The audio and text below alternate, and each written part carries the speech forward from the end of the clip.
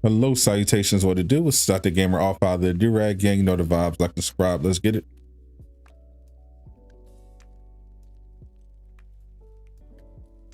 Good morning, everybody. Welcome to another edition of Super News, sponsored by Fan Dominion. Check them out for their latest in Marvel, anime, DC, Star Wars. They got all the best merch. Check them out. Links in the description. Use code Sadot for 10% off your next order.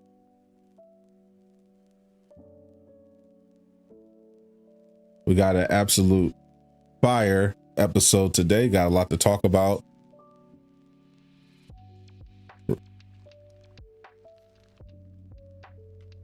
Today we're going to be going over the latest rumors about a potential March state of play.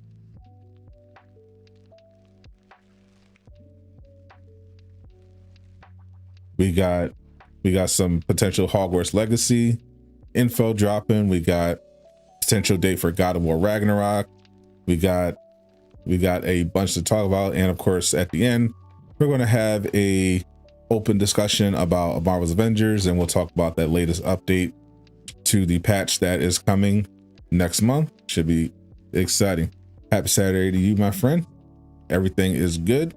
So without further ado, let's just dive right into the news. We're going to start talking about the biggest story of the week, which is Elden Ring.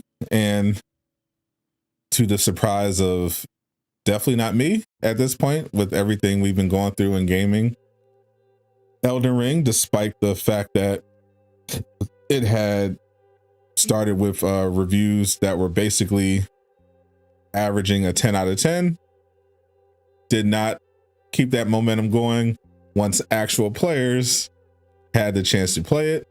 As we see, we got this from Paul Tassi. Elden Ring ended up issuing a statement because of performance issues with both the PC and console version of Elden Ring. There were reports of hard crashes on PS5, stuttering, FPS drops, all sorts of performance related issues on Elden Ring, and as a result we start seeing some not too happy players. So we'll get into it.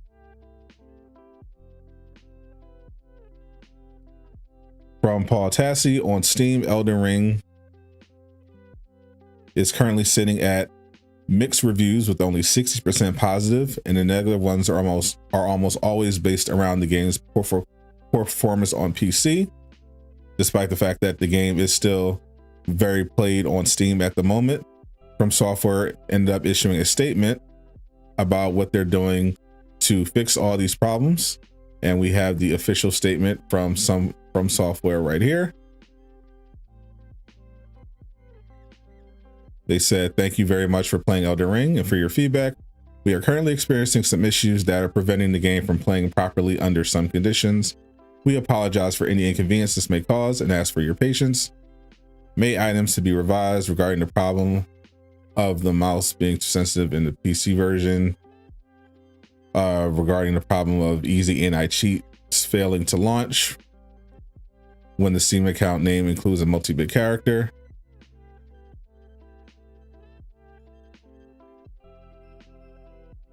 There's a phenomena of frame rate and other performance related issues during gameplay.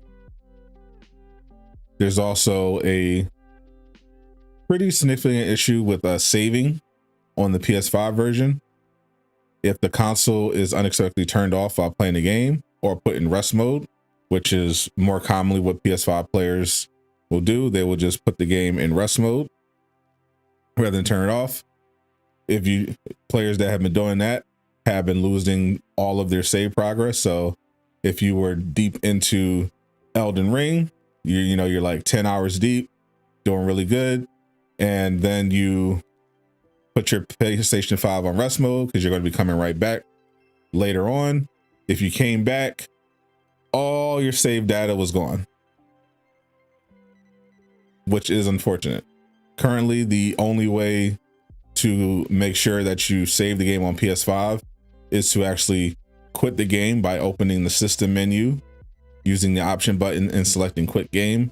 And then you press home button to return to the PS5 screen and quit the game application once. That's the only way you can make sure that you are saving your progress when you're on the PlayStation 5 version of Elden Ring. So if you have, or you're getting Elden Ring on the PS5, make sure you are aware of that. They are currently working on a patch for all of these issues, but as of right now, that they are currently still in the game. So that is the current workaround for it. Other than that, the game has been generally well received in terms of the actual gameplay. Obviously, Elden Ring is not for everybody. People who are fans of the Souls genre seem to be very happy with the game when it's performing well. And the game is continuing to see high numbers, at least on Steam. Hopefully the issues are resolved pretty quickly and players can go back to exploring their giant, mostly empty open world. Now, we got some interesting news about March. According to Scoop Master Tom Henderson, he thinks that he speculated something would be going on with PlayStation in March. And another notable industry leaker, Nick, said that there is going to be a PlayStation showcase in March. It looks like it's going to be a state of play, and it's going to be, quote, the good one. So it's not going to be, back with some of the previous ones where it's basically like, 30 minutes of Deathloop and then a bunch of smaller games that you don't really care about. This is supposed to be a significant state of play showcase. And one of the games that is supposed to be featured is Hogwarts Legacy, one of my most anticipated games of the entire year.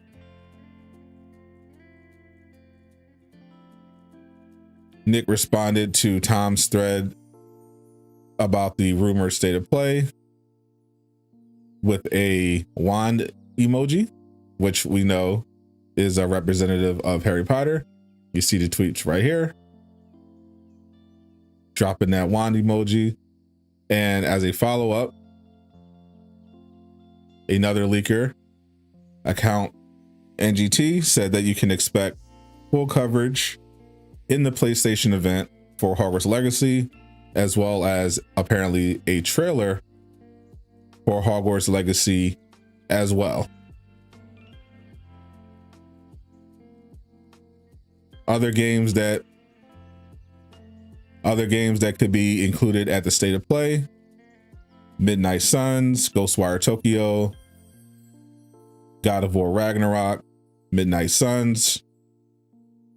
Currently, there's obviously going to be speculation about Insomniac Spider-Man 2 and Wolverine, but so far the leakers have said that they don't expect to see those games there, but still very much possible. I'm personally hoping to see some more Suicide Squad, Kill the Justice League as well, but probably not going to get that. But we get a little more Midnight Suns. That could be cool. Ghostwire Tokyo looks good. And of course, God of War Ragnarok. Speaking of which, according to this one potential leak, we might have a idea of when it's dropping. There was a retailer in Chile that apparently accidentally listed the game would be going on sale in June. Now, this would be a much bigger deal if it was on Amazon or Walmart, but this sort of thing doesn't usually happen with really big retailers. Usually stuff happens with the smaller retailers. So very, very much possible we're looking at a summer release for God of War Ragnarok, in which case we'll probably see God of War Ragnarok featured once again at the PlayStation Showcase in March. I would be surprised if, regardless, I think we're going to see God of War Ragnarok in Hogwarts Legacy, because if this is a, quote, big one or a good one, I think you definitely will want to be showcasing Hogwarts Legacy and God of War Ragnarok, especially if they're coming soon. Also, I'd like to see a little Gotham Knights in there, but I understand this is strictly a PlayStation showcase, so they're not gonna, but still, they're gonna, Hogwarts Legacy is multi-platform as well, so throw out some Gotham Knights. I want to see a little something. Speaking of PlayStation, they're also apparently working on a Game Pass rival called Project Spartacus, which is apparently pretty close to launching.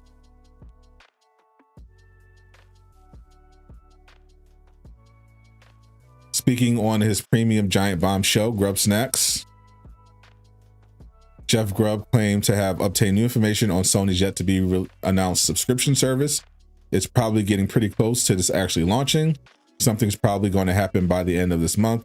And I don't think that necessarily means probably. I think in terms of the internal milestone of where the service needs to be, Grubb said.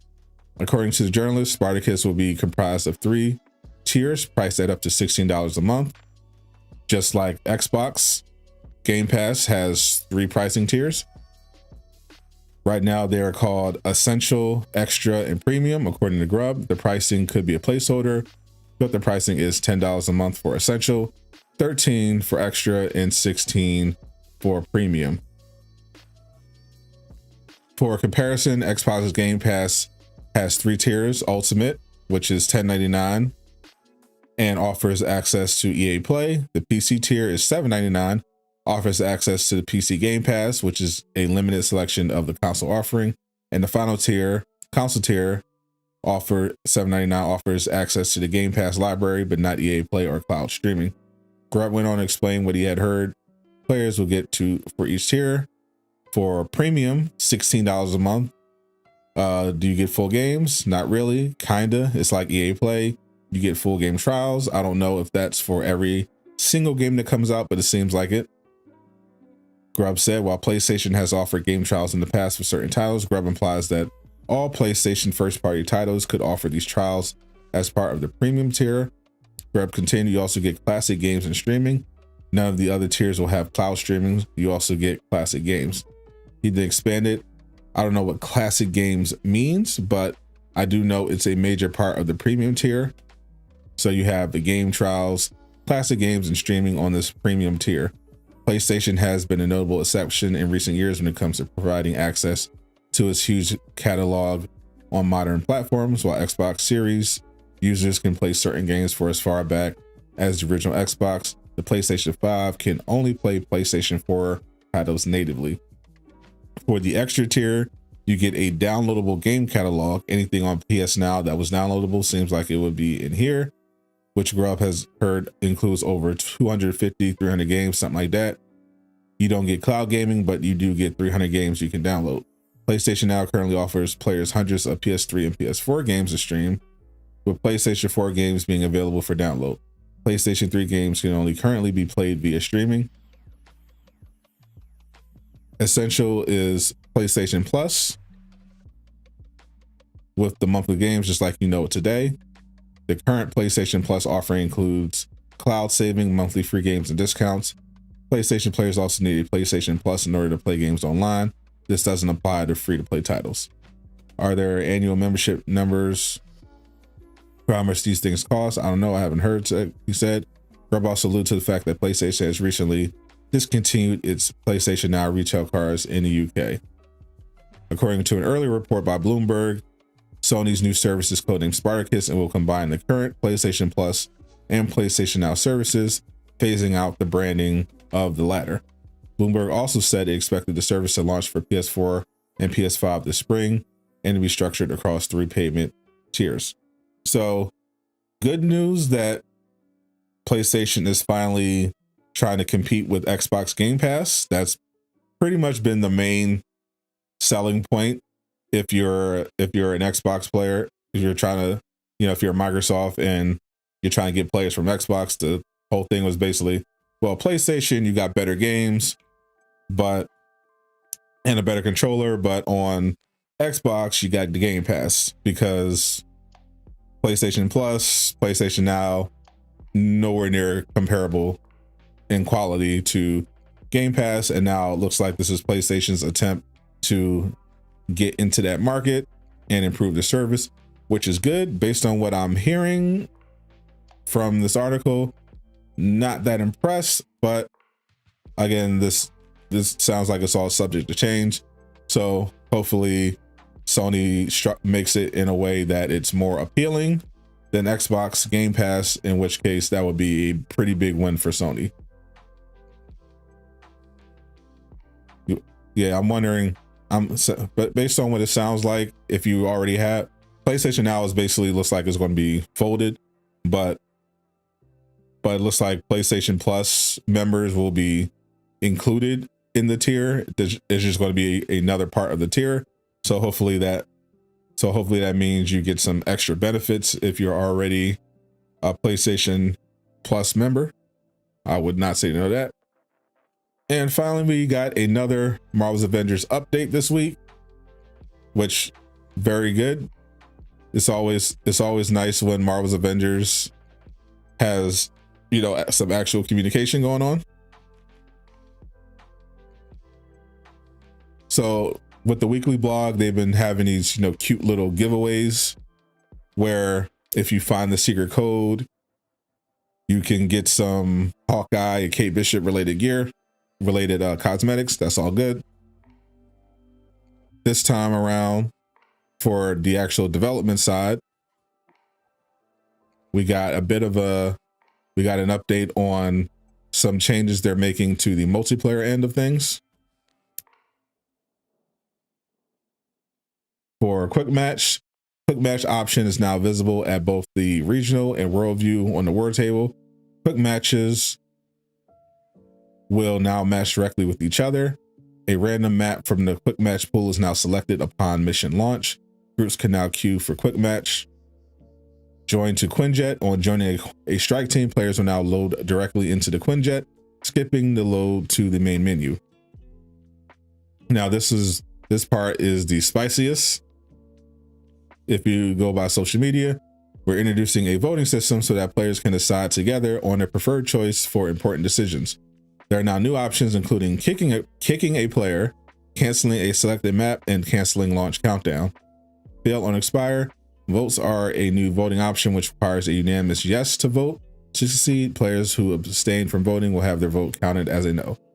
The following decisions are fail on expire, cancel selected mission, the selected mission is canceled, cancel mission launch countdown, mission launch is aborted, matchmaking toggle, matchmaking is toggled to enabled or disabled for the strike team, kick player, the chosen player is removed from the strike team, the player to be kicked is not informed of the vote shown in the list of voting players or tallied in with the vote results. Pass on expire, votes are the former vetoes, which only require one player to vote against the decision. Players who abstain from voting will have their vote counted as a yes. The following decisions are pass on expire. Return to Quinjet. The strike team votes to return to the Quinjet if they're in an active war zone. Reload checkpoint. The strike team votes to reload checkpoint. The option is available in outposts and missions. Select mission. The strike team votes to select a mission from the word table.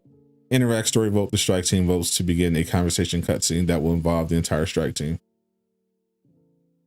God of War Ragnarok is one of the rumored games to be covered at the State of Play, which is rumored to be happening sometime in March. So we're excited for that.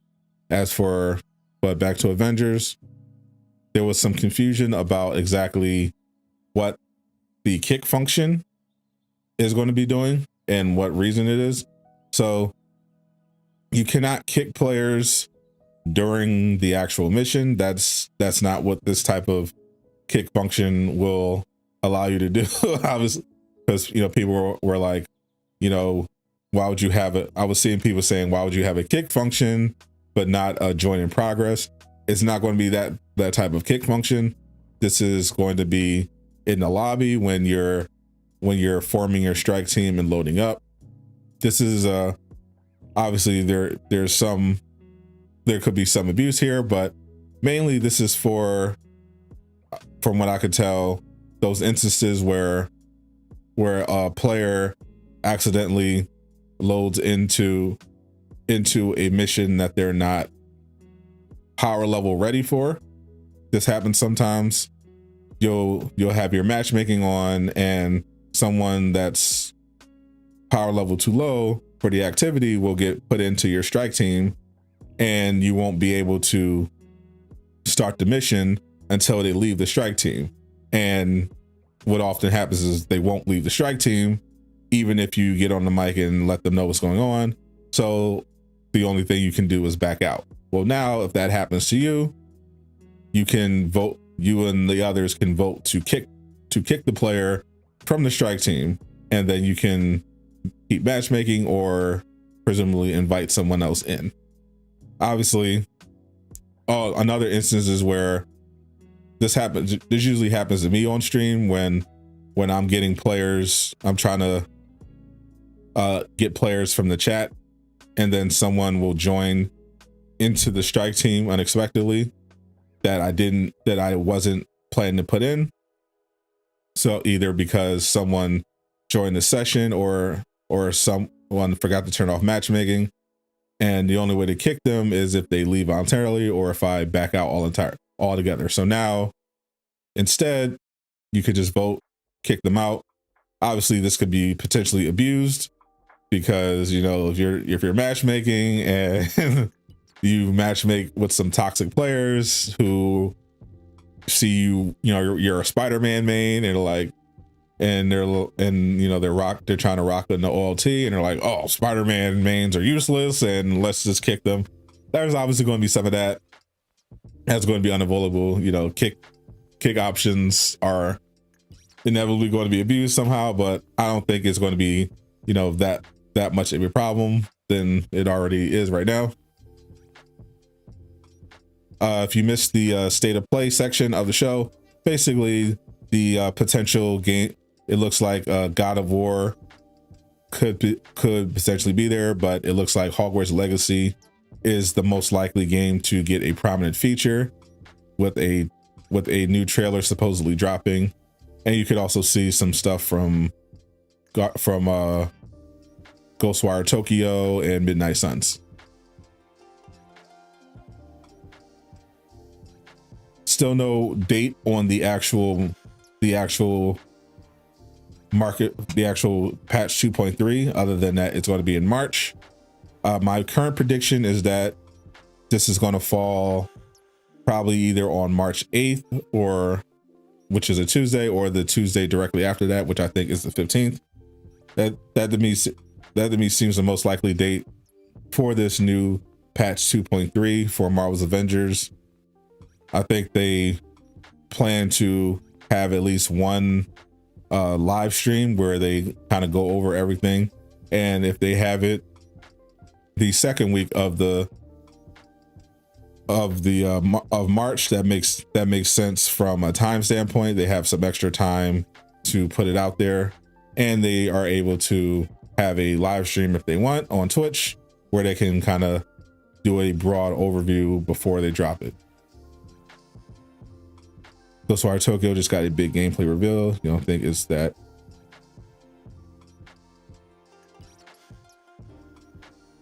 I mean, that doesn't mean they're still not going to cover Ghostwire Tokyo. It just means that it probably won't be a feature of the state of play.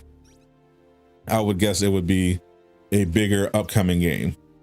And Hogwarts Legacy seems like a pretty big choice, a pretty good choice.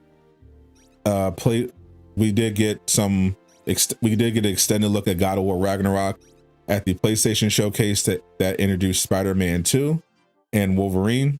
So to me, it makes the most sense if they prominently feature Hogwarts Legacy, or at the very least give it a little more. Now, Hogwarts Legacy isn't a PlayStation exclusive. That's why I think we might get God of War Ragnarok, especially if the retailer that apparently leaked the date early is accurate, and we're expecting it around June. It would make sense if they did a little more on God of War Ragnarok, but it still sounds like we're going to get some more Hogwarts Legacy, which should be in the form of a brand new trailer, hopefully a little bit more gameplay, because we haven't really gotten anything from Hogwarts Legacy outside of that initial teaser. And Warner Brothers has said they still think the game is dropping this year, no delays. So let's hope that means they got something to show. Personally, I think we'll get a more closer look at Spider-Man 2 towards the end of the year, since the game is dropping in 2023. It makes sense for them to focus on games that are coming out in the nearer future rather than something that's pretty far away. So it makes sense that we got the teaser for those games, so get us hyped. But yeah, I wouldn't expect something more detailed until like the end of the year. Hopefully that includes some Suicide Squad, which I'm coming to terms with is most likely delayed, but they haven't made an official announcement from Rocksteady yet.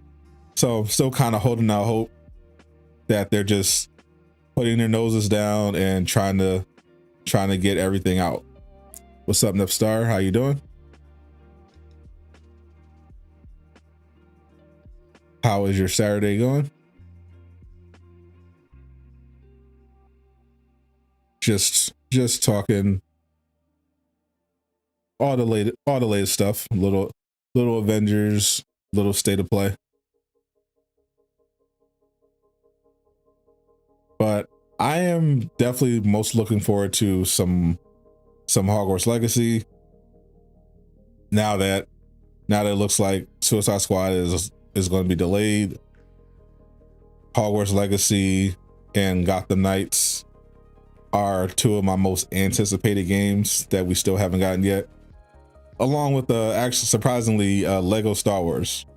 Going into this year, Lego Star Wars was not on my radar, but after seeing some gameplay and hearing more about it, it looks like it's going to be a surprising hit. Possibly Final Fantasy showing at the state of play since they moved the reveal to March. That we could see some Final Fantasy as well. You definitely going to want to see some first party titles at your state of play. Sony wants to showcase stuff that's just theirs, not necessarily stuff that Xbox is going to have as well. What's up, Flossie? How you doing?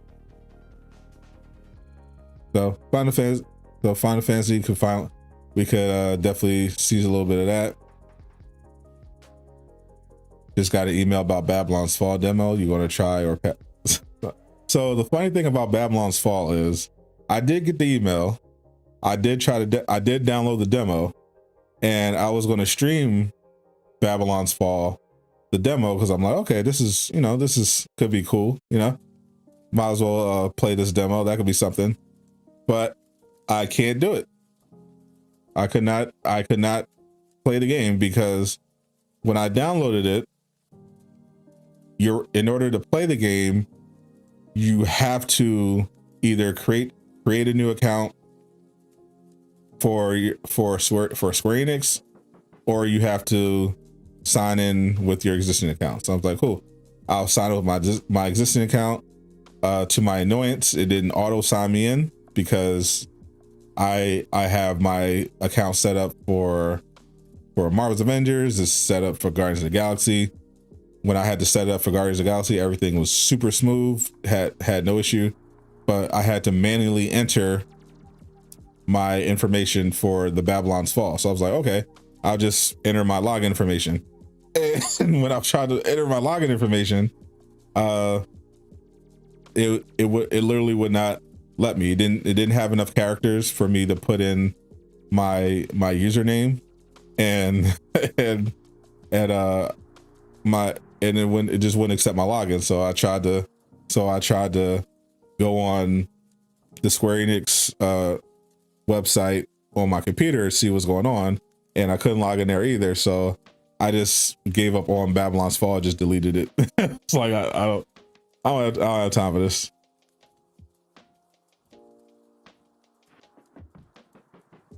Hopefully when I get Forspoken, I don't have any similar login issues. Marvel's Avengers MCU skin reveals the highlighted state of play. I'm pretty sure they are not going to be having Marvel's Avengers anywhere near the state of play, but it would be funny.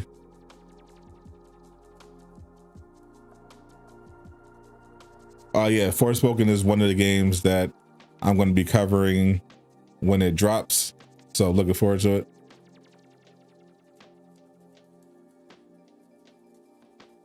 That's like UI UX 101 from the 90s. Make sure you have enough space in your text field for long usernames. It was really irritating because like I said, like when I had to set up, when I had to do my Square Enix account for Guardians of the Galaxy, the login was super simple, very smooth.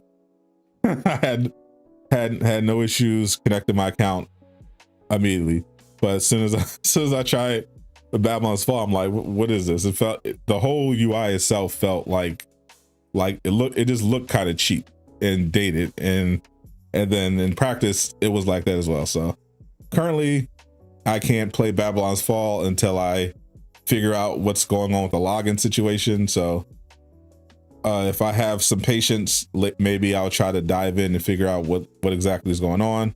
But in the meantime, I can't play the demo until I figure out how to log in. So I've just been playing other stuff. I'm still deep in Horizon Forbidden West. So I was like, it doesn't matter to me if I can't play Babylon's Fall right now, but maybe I'll play some Destiny later as well.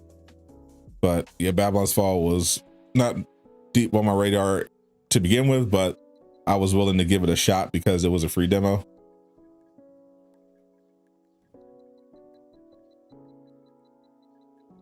When a player is kicked, where will they be? Where will they appear? They will appear wherever they started from. Everything happens in the lobby. So you should, if you're kicked from the strike team, then presumably you should go right back to whatever Quinjet menu selection you were at before. So the UI is going to be different for the war table as well, but presumably you'll be in the Quinjet war table selection, whatever it looks like after the new update.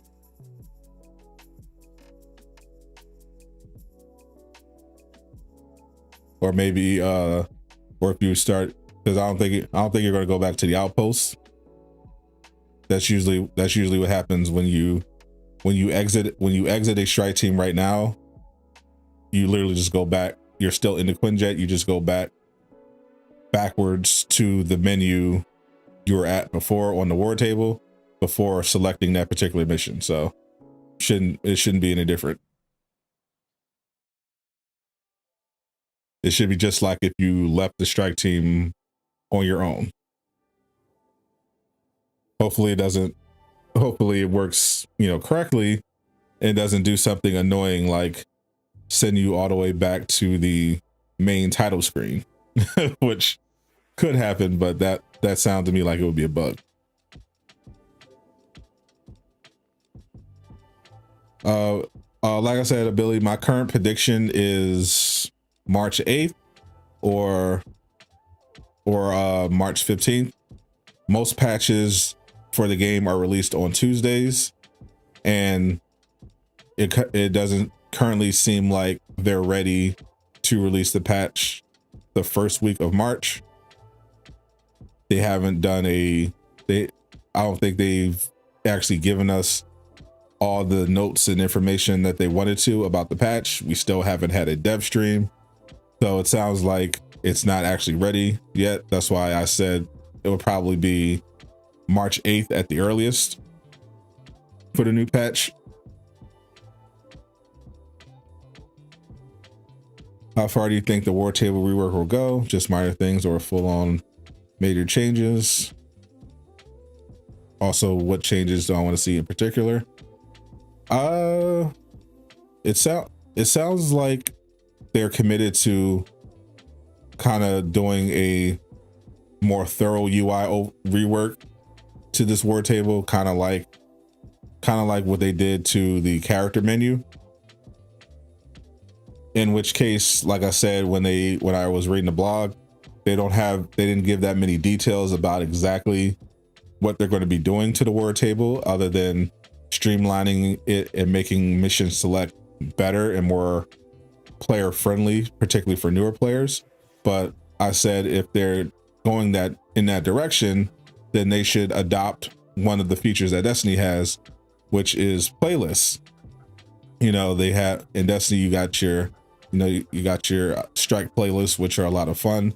So if they're trying to streamline the war table, to me it makes sense that they would add a strike list system, so that a playlist system, so that, you know, you can, especially since they're overhauling the villain sectors and the vaults and making them part of this weekly mission chain that can reward exotics, then it makes sense if you have like a vault playlist or a villain sector playlist. You know, you can have a drop zone playlist, just so, you know, you have a hive playlist, just so people aren't constantly having to go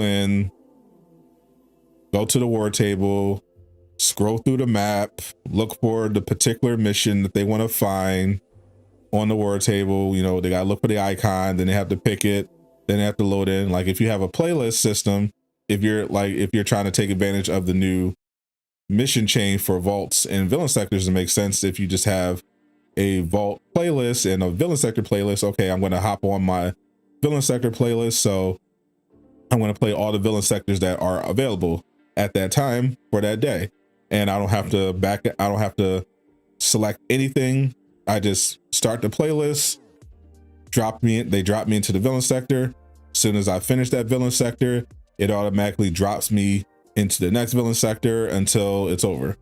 That to me would streamline the process and make it much better and much more likely that players are going to bounce off the game. My favorite Harry Potter movie is definitely Harry Potter and the Sorcerer's Stone. I felt like that movie captured the spirit of the books the best, while providing a good experience for the screen. You know, I thought Goblet of Fire did a good job of correcting some of the mistakes they made with the Prisoner of Azkaban movie, and it was a very pretty fun portrayal and a good set piece. But I felt like nothing quite topped the original. You know, you had the best cast. You know, they had the original Dumbledore before the actor passed away. You know, Chris Columbus directing, and I thought it was the most faithful to the books out of all of them, and it actually delivered it pretty well. It's fine when movies diverge from the original source material, but I felt like some of the later movies went a little too far, and it didn't quite work. I felt like the first one, Sorcerer's Stone, perfectly struck the balance between the original source material and the movie. I thought the casting was obviously completely flawless. The acting was very well done. They took all the stuff, all the lore, everything from the books. They figured out how to portray it on the screen perfectly. Everything, all the effects were spot on. It's still by far the movie I watched the most out of all of them. I watched Sorcerer's Stone probably about, without exaggeration, probably about 40 times. I probably watched Chamber of Secrets about probably 6 times. I watched Prisoner of Azkaban once. in theaters, didn't like it. I watched The Goblet of Fire maybe about 4 times. I watched Order of Phoenix and everything else after that just once. Wasn't really fond of the rest of those movies. I just thought, nah. it was whatever. but I felt like that first one perfectly captured the magic. And I think it peaked with Goblet of Fire. Everything after that was pretty downhill for me.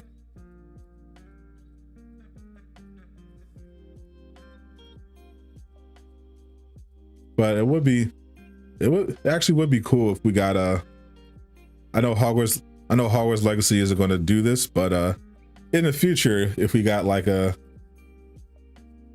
Lego Star Wars type of deal where you got to play through the whole Harry Potter story, all the books, open world game, all the books, except it's not Lego, I think that would be fire. You thought that was a surprising answer? I'm a Harry Potter connoisseur. Have you seen the Fantastic Beasts movies? I have, and they aren't very good. I'm sorry to say. They're not very good. I was intrigued when I heard they were going to make one of the textbooks, which I actually own. I used to work at Borders Books, and so I was there for the Harry Potter midnight releases. I got the security books early because I worked there, but I also got the supplementary material, Fantastic Beasts and everything. And I was surprised that they were going to turn that into not just a movie, but a whole new trilogy. I was like, I don't know, but I mean, we'll see. The first one I thought was okay, but yeah, they're not great.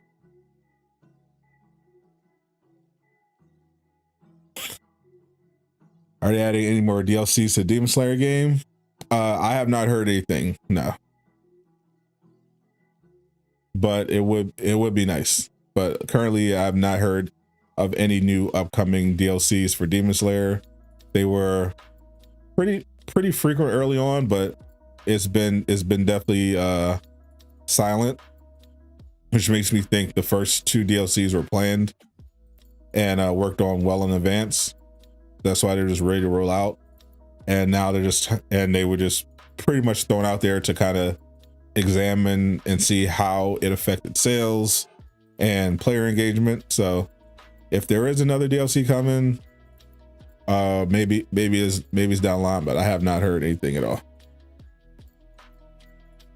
But it would be cool if we got an Entertainment District DLC. I mainly be interested in playing with the brother and sister. I do enjoy the demons in that game. I like their gameplay a lot.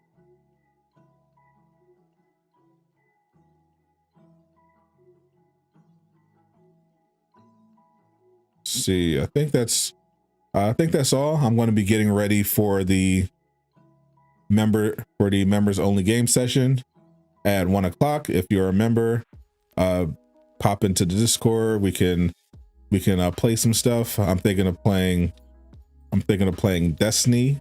We'll see what it do. Sub or dub, definitely the Demon Slayer. I listen to both.